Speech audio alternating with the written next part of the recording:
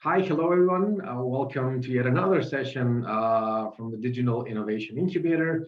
And today with us we have Darko Kreiner. He was the colonel in the US Air Force. So welcome, Darko, and hello. Welcome to everyone. So I think it would be best if you introduce and say a couple of words about yourself. So feel free to share with us.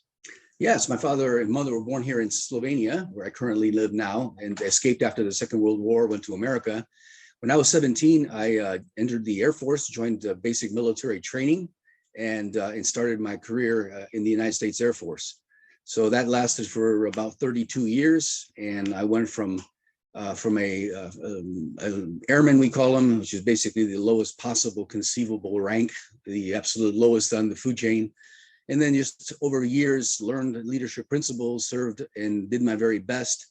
And finally was able to retire out of the Pentagon. I was working for the Chief of Air Force Logistics. So we were responsible for all of the bases, aircraft, munitions, and all logistical considerations for the entire United States Air Force, about a $34 billion operation. And then I was able to retire and then return back here to Slovenia, where I've been currently semi-retired, just lecturing like this and then enjoying life. So yeah, obviously you do have a bunch of experience with leadership and all of this throughout your career.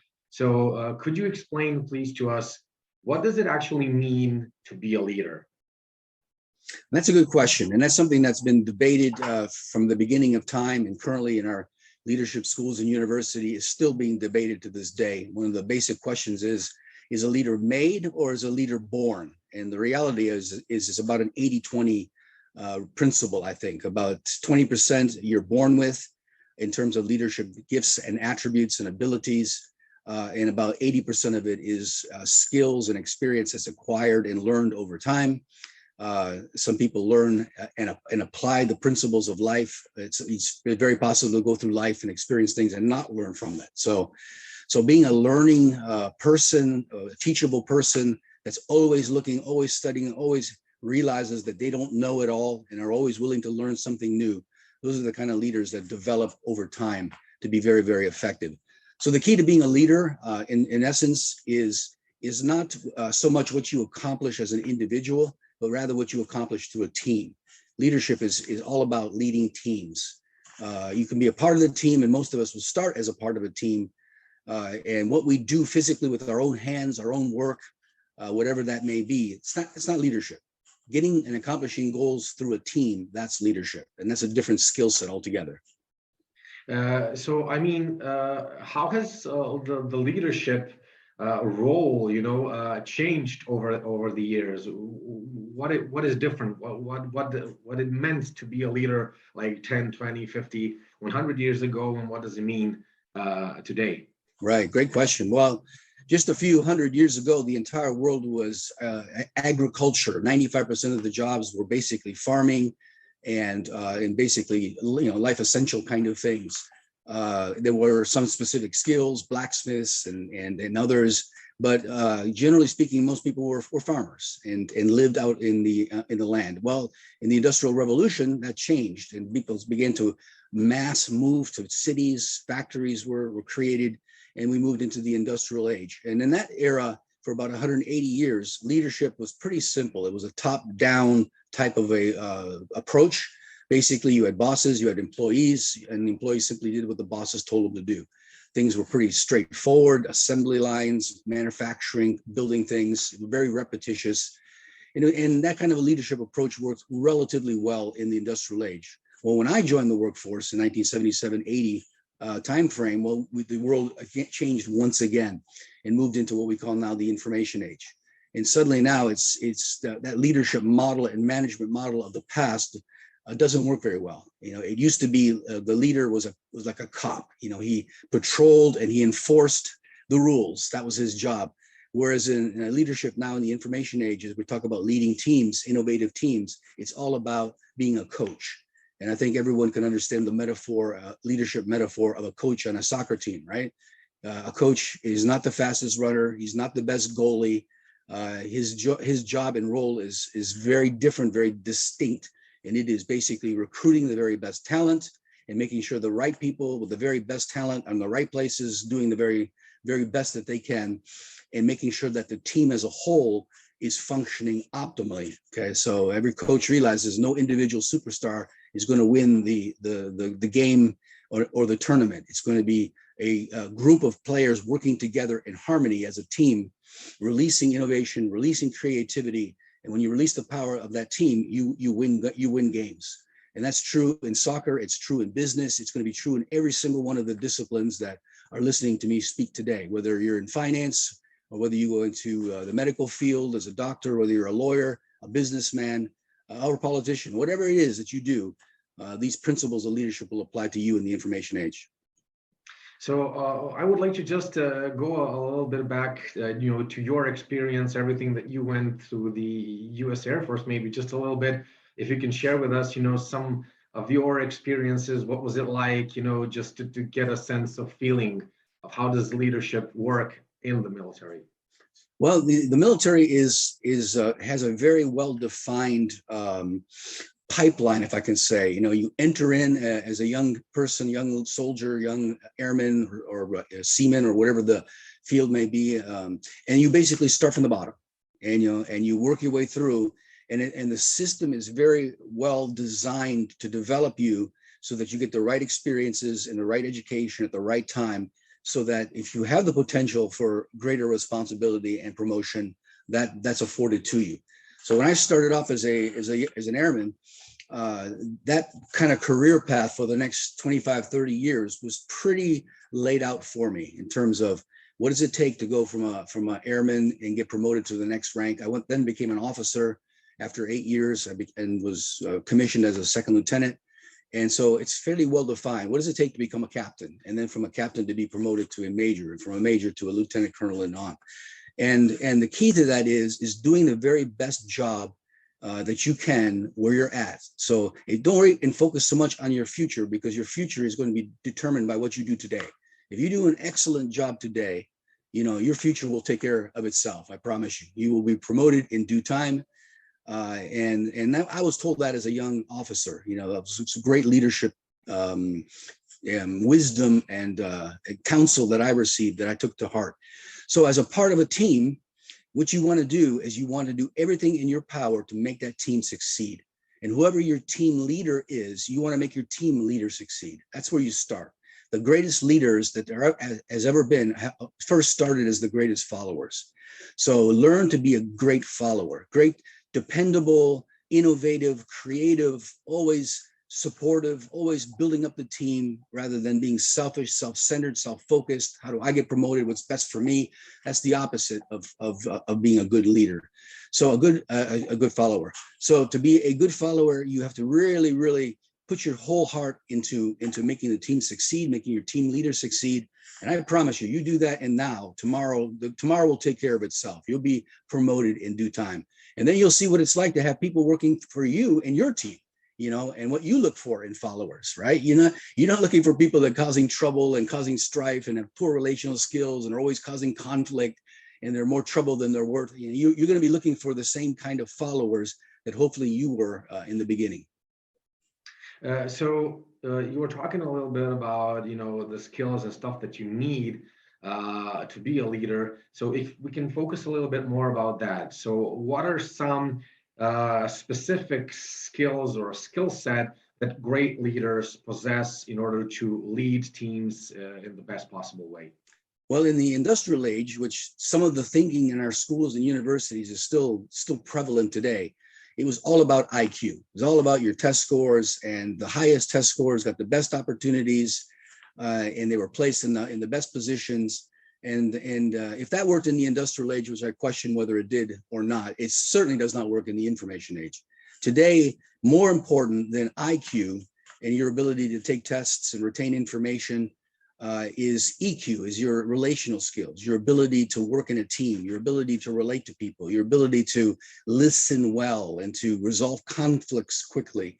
So the kind of leadership skills that are going to get you promoted in your career path over the next 20, 30, 40 years are going to be EQ skills, relational skills, learning to understand people, learning to understand how the differences between individuals and their personality and their temperament and their gender and their backgrounds and experiences, to harmonize these people to work together in a team. Because if not, these strong-willed people will tend to clash. And what we don't want is clashing. We want people to celebrate the differences, appreciate the differences, and allow those differences to work together to create innovation and creativity. So relational skills, computer skills, language skills, these are the important skill sets in the information age. I'm speaking in English to undoubtedly a majority of Croatian students, right?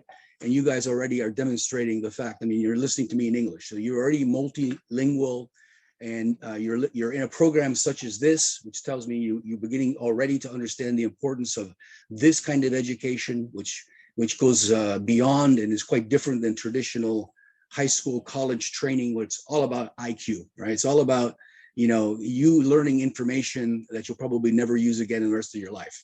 Whereas this is more about practical wisdom and the application of principles that are going to shape the way you think and are going to shape your destiny as you move forward in your career. So, I mean, you mentioned before that we're all different. We have different personality profiles. We act differently. We have different backgrounds. Why, from the perspective of leadership, why is it important to understand those personality profiles? What types are there in general? And, how can leaders or your future team leaders benefit from knowing that stuff?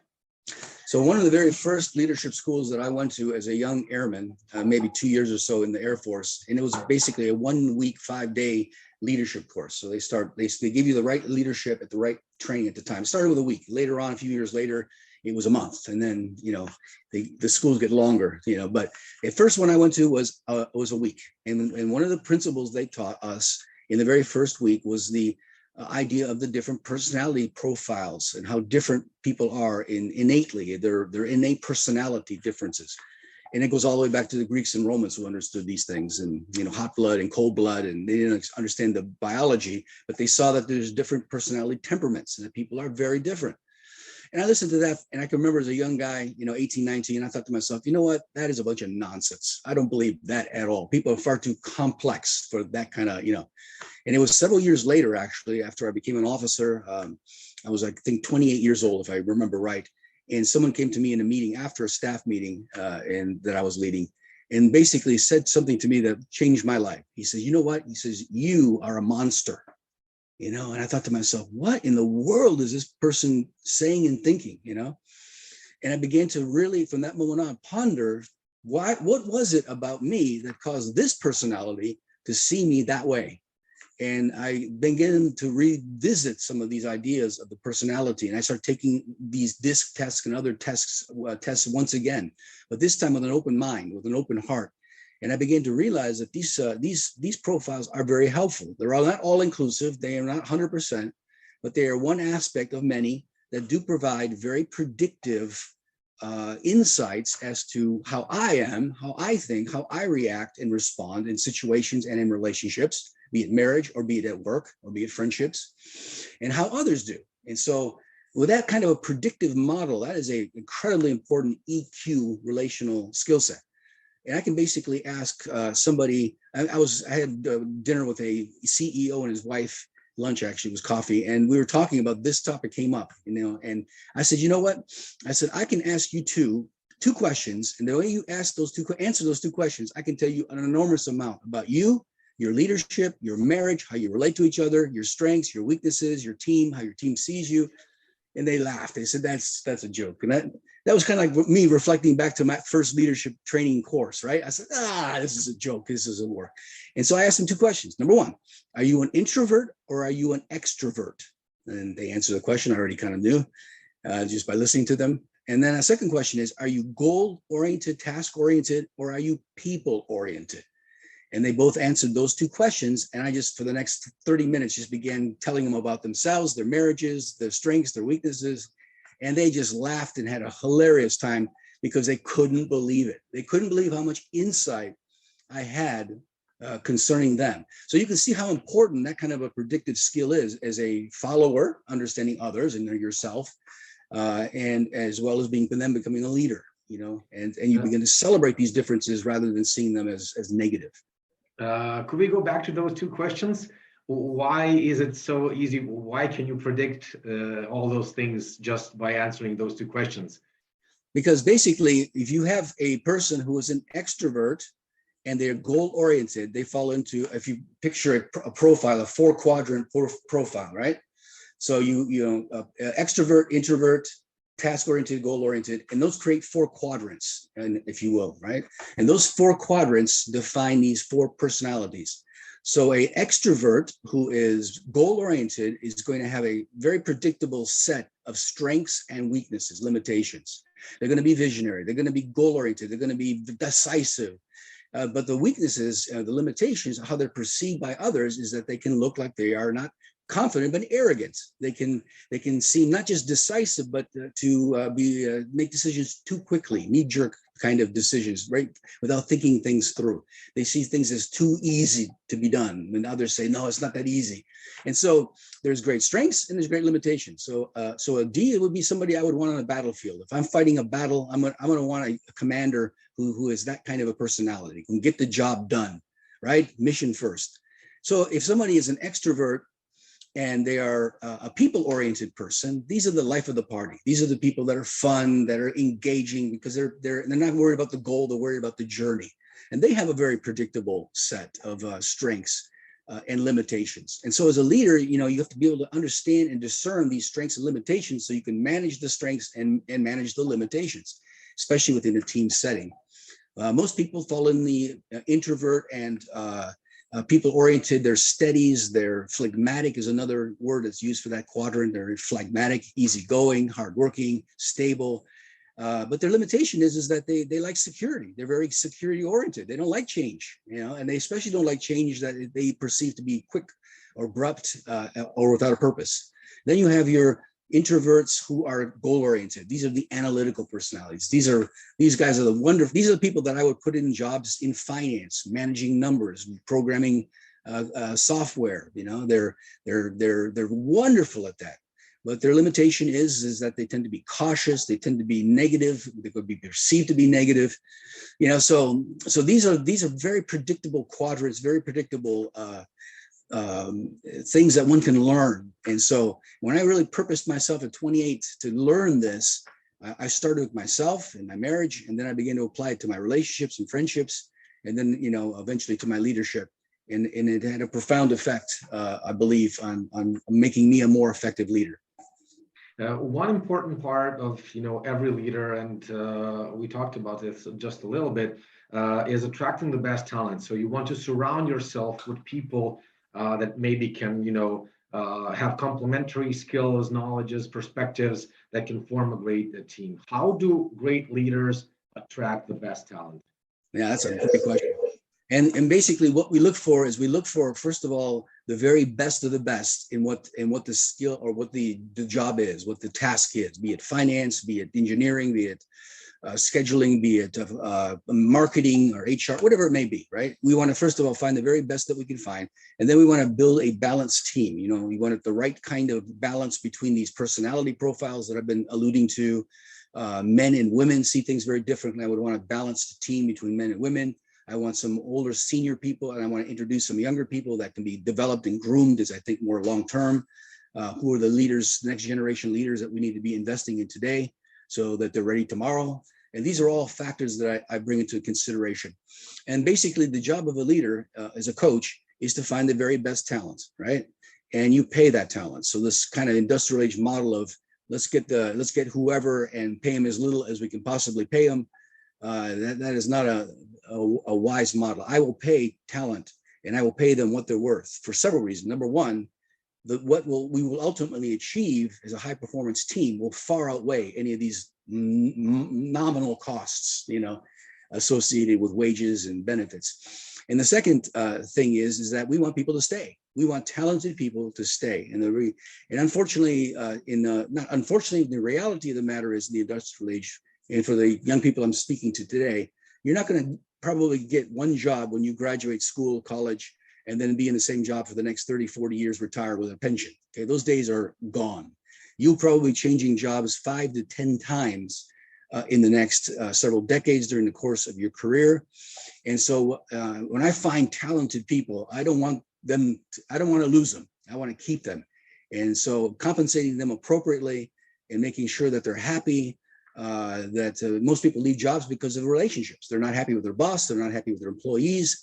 And so I want to create an environment that is innovative, creative, where people like their job, they like themselves, they like their team, and they like their coach. That's the kind of a winning recipe that is going to make an impact in whatever field or industry that you guys engage in. So once you attract the best talent, you form some sort of team. Is there some, activities or stuff that you can do as a leader to empower that team in order to, engage them even more and to achieve great things and great goals? Right.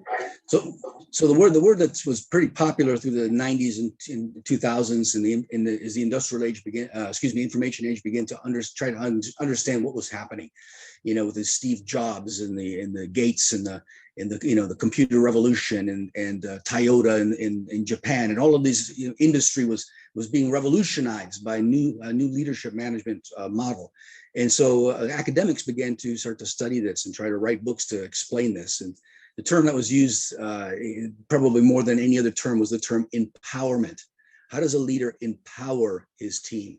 Well, in the military, the word is delegation. How do you delegate? And of course, that is a science as well as it is a skill set. It has to be done wisely. You can't just delegate and say, okay, go for it, run with it. You have to responsibly empower people. And what you do is you give them clear tasks and you help them, you train them, you encourage them, like what a coach does, right? A coach is constantly developing the players.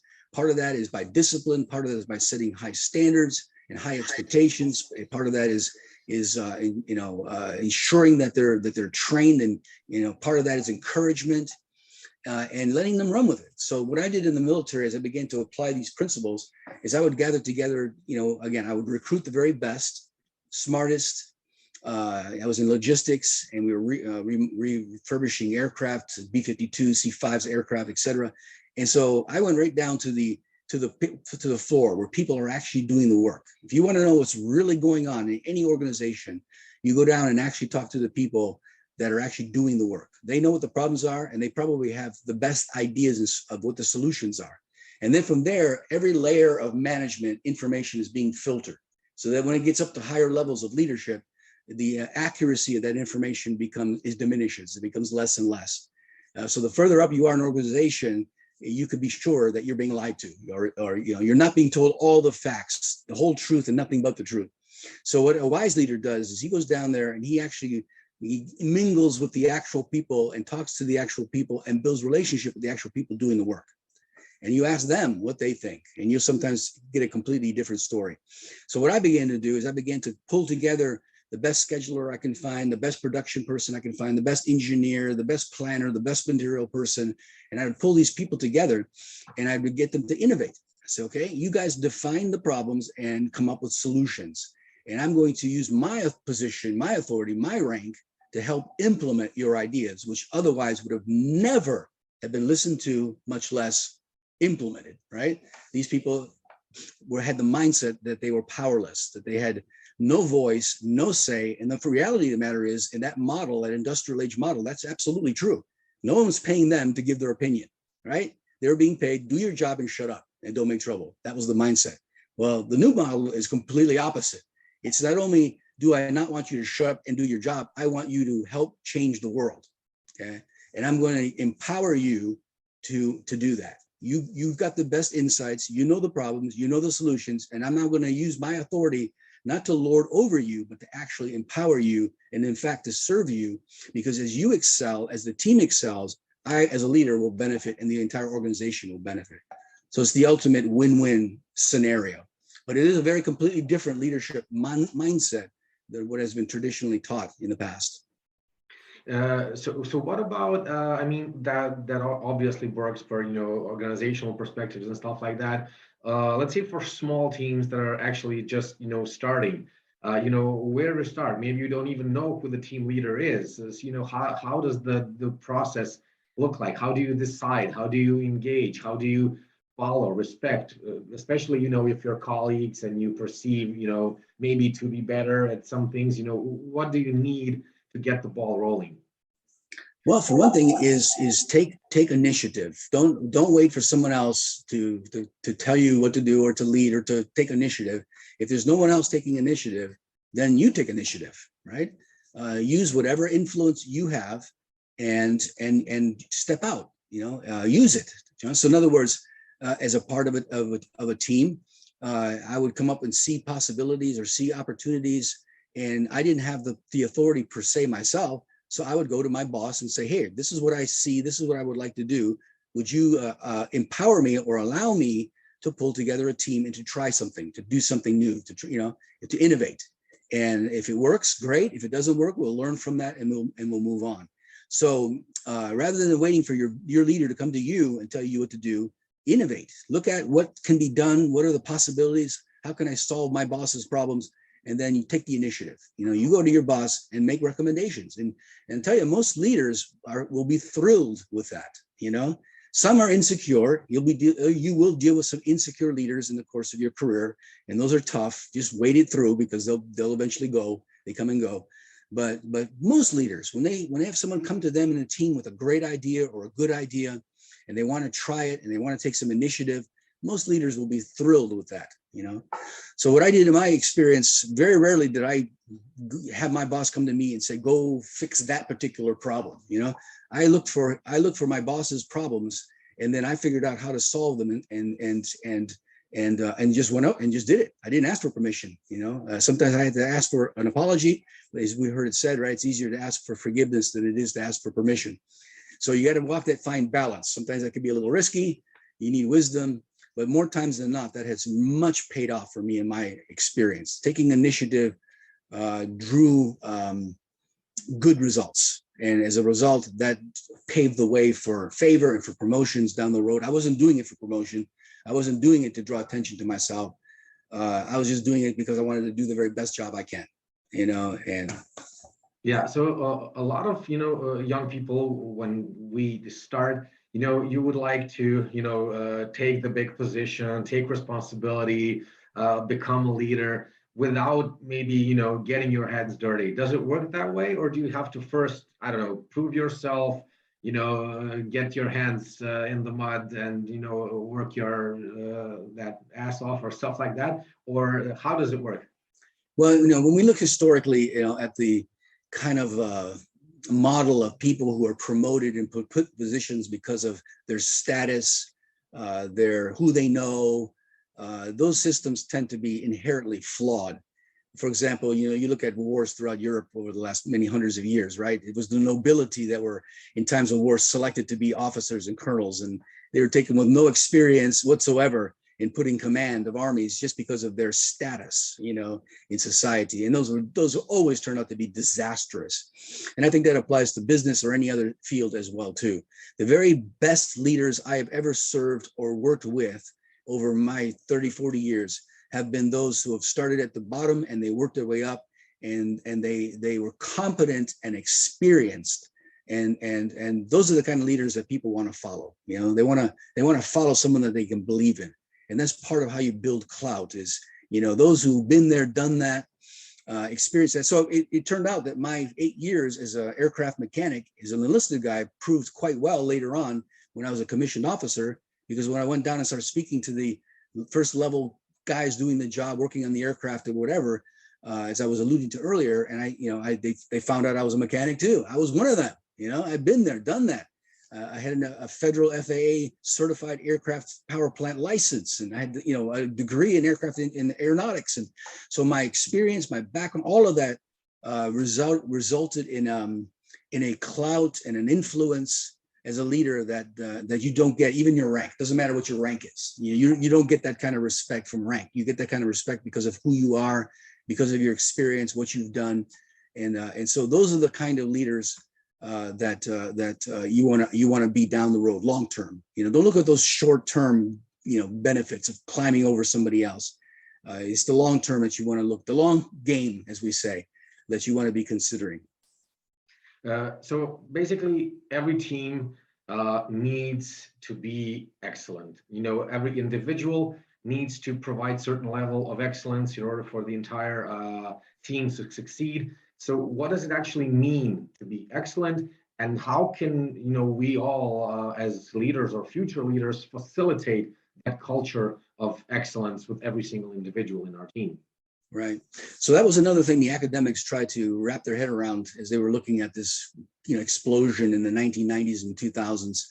And several books were written. Probably one of the most famous books that was written was In Search of Excellence. Still a classic to this day.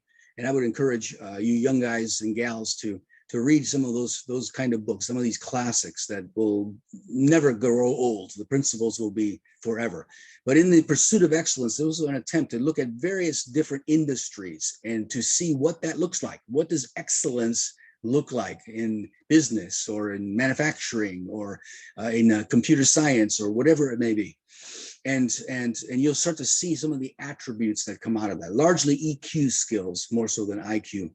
Type of related skills, but exceeding the expectation of your customer would be an example of that. So in the information age, the idea is that you want whatever you're innovating, whatever field you're in, you want to do three things, and it boils down to quicker, better, and cheaper.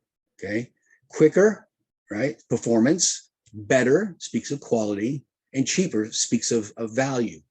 Right. So whatever it is, it doesn't matter if it's information management, insurance business, or it's manufacturing or whatever it may be.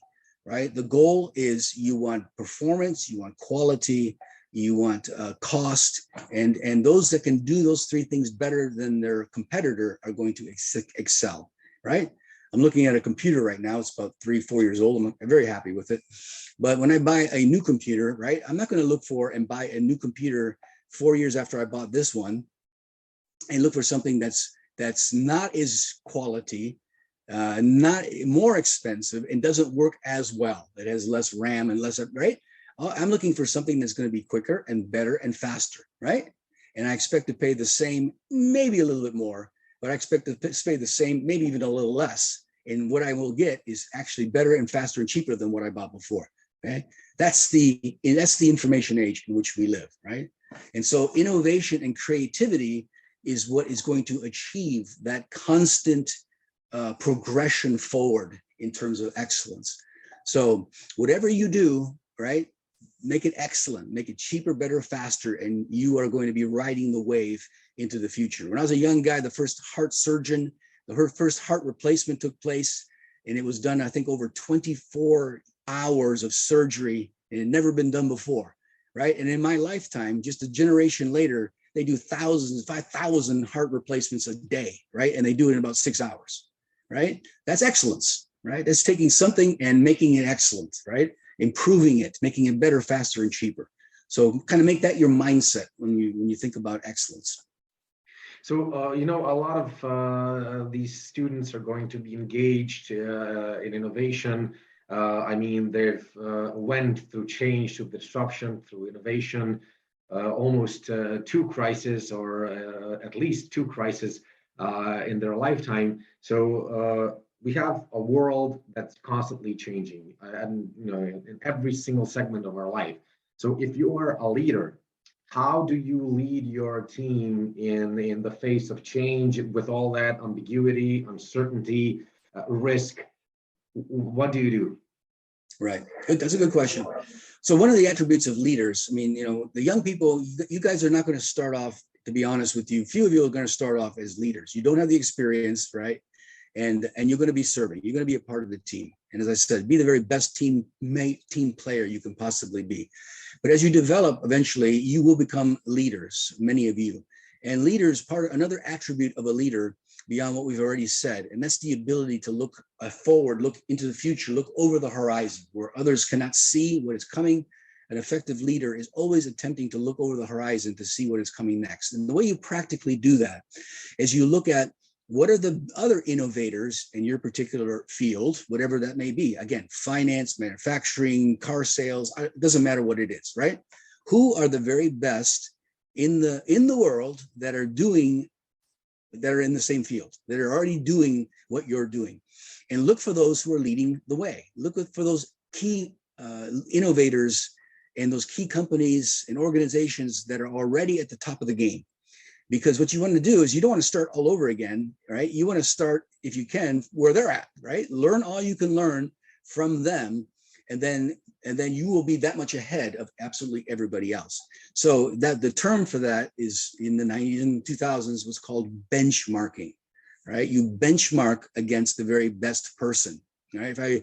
If I run a McDonald's, right, and the Burger King is outselling me and outdoing everything better than me, right, I'm going to go and study Burger King very carefully so that I can learn from them and benchmark against them, so that I don't spend days, weeks, years learning the basic things that I can learn very quickly if I benchmark.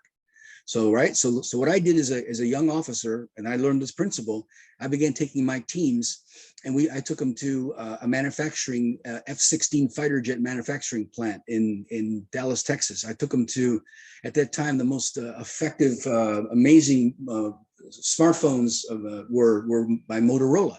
I took my team to Motorola and asked for a tour, and I met with their leaders and sat down, and our team asked questions.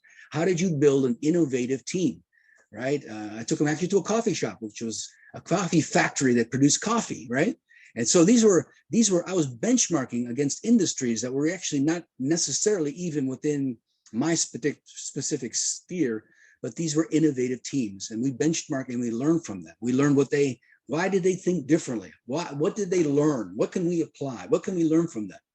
Right? And that's what an effective leader, if you want to be at the top of the game for the rest of your career, that's what you have to do. Look over the horizon and always be looking for who you can benchmark against, right? Who can you learn? And what I do then is I would send my teammates, my team players to these different places sometimes. I didn't go or my team go if it was specialized in the area of HR or in the area of computer programming or in the area of manufacturing or parts or supply chains, right? I would send my people to these places and benchmark and have them benchmark and learn, and then come back to our team with a fresh, new perspective on what we can do. So, I mean, when you're doing innovation, when you're facing change, there's obviously a lot of stress, a lot of fear of the unknown. As a leader, how do you approach that? So how can you be, make your teammates feel secure and not, to overthink about stuff that they can't control, but more focus on stuff that they can do moving forward? Right. And again, I think that's another aspect of good leadership. A good leader can gander not only respect for the leader, but what we would call in the French esprit de corps, right? A spirit of teamwork, a spirit of a team. So think about a good coach, a quality coach, a great coach, what he does in his team. He gets the team, first of all, to believe in him. And then secondly, he gets the team to believe in themselves. Because a team that doesn't believe that can win will never win. A team that believes they can win will win eventually, right? And so esprit de corps and teamwork and that kind of a belief in oneself and believing in the team and believing in the team leader is critical. And that's a skill set that is, again, you're not born with that. You learn that. You learn how to do that well. And I would add to that another part of what you're asking would be to look for small wins. Don't look for huge wins, and it's the small wins, right, that build momentum. And so the way you build momentum is you get the team to win a few, right? And they don't have to be big wins, but little wins, consistent over time, produce big wins, right? In a baseball metaphor, you might not know baseball, but I don't want my team to be focused on striking home runs every time they come to the bat. I want consistent base hits, right? And it's a consistent base hits over time that makes the winning team, not someone that can occasionally hit a home run. That's not going to win the game, right? So you'll have those home run moments where something explosive happens, but generally speaking, your career is going to look like a lot of consistent little wins over time. And the terminology for that in the 90s and 2000s, again, was continuous process improvement. Okay. So you can find lots of books and articles that's related. That's the topic. That's the subject that you are looking for. Continuous process improvement. What does that mean? What does that look like? And when you get your team to think that way, that takes away a lot of the anxieties and problems, because you're not overperforming. You're not trying to accomplish the impossible. Goals that are not realistic do not motivate. They demotivate. So we want goals that are consistent, obtainable, and as you probably teach, SMART goals, right? They're specific, they're measurable, and that's what a team leader wants to do, is put out those SMART goals for people and manage those expectations so that they're realistic. So do you have any last remark or, concluding remarks or messages that you want to provide with students across Croatia? Absolutely.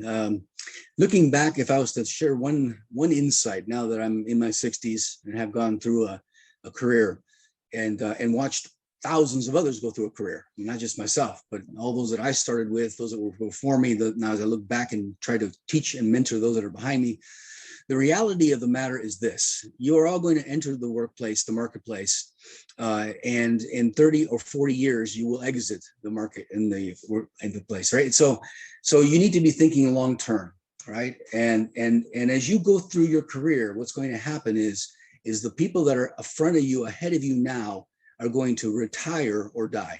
So that in 30, 40 years, you are going to be at a place where you're at the top of your game. You are at the top of your career field, whatever that may be, because everyone that has gone before you will have had to have retired. Many of them will have to die. We all get old, right? And so my point is that these opportunities, it's not will they afford themselves. I'm telling you, I guarantee you, they will afford themselves. The only question is, will you be at the right place at the right time with the right skill set? That's the questions that you need to ask, because your opportunity will come. You will be at the top of your game, the senior person in whatever it is that you do, or one of the senior people in whatever it is that you do. And the question at that point is what have you done for the last 30 or 40 years? Have you accumulated the character? Have you developed the skill sets? Have you acquired the knowledge? Have you developed as a leader, right? So that when the opportunity for promotion comes into the most influential positions, you are the person that will stand out. And I can tell you, being at the Pentagon, hiring colonels and hiring the very, very top of the top in Air Force logistics, which was security forces, civil engineering, aircraft maintainers, all of the supply chain. I mean, just all of that at the very, very top. We were hiring the top leaders. And I saw what that looked like. I sat on those promotion boards, and I can tell you, it's not like you're looking out over a sea of 1,000 people that you have to pick from. It boils down to just 1 or 2 people, 1, 2, 3 people that stand out from amongst the rest. And so it's actually not hard to pick those leaders down the road, 30 years from now. The only question is, will you be the one that stands out, or will you just be one of the mediocre thousands that are just like everybody else? The color of white, Manila, or whatever color that is, right? So stand out. And your experiences, your background, your accomplishments are going to speak volumes down the road. And live every day, one day at a time. Don't worry about tomorrow. Tomorrow will take care of itself, right? Do the very best job you can do today. Continue learning, continue growing, continue adding to your repertoire and to your resume, that skill set. When I was 28 years old, I could have went on for my master's degree in logistics. I chose to go into counseling and people skills because I realized how important relational skills were. And so I went into a completely different field for my master's degree because I wanted to grow in that area. I was a D. I'm an extrovert, goal-oriented, not by nature a people-oriented person. And I realized that I need to really, really develop in that area. So great leaders have got great self-awareness. They learn what they're good at. They realize what they're not good at. They soar with their strengths. They learn to manage their weaknesses. And you do that, you will do well. You will never be in want of a job. Perfect. Thank you very much for all those great words, for all your wisdom and motivation. It was a real pleasure talking and discussing with you. and hope we can have this discussion live next year here in Croatia. Thank you very much. Greetings to you all, and I wish you all the very best in your careers.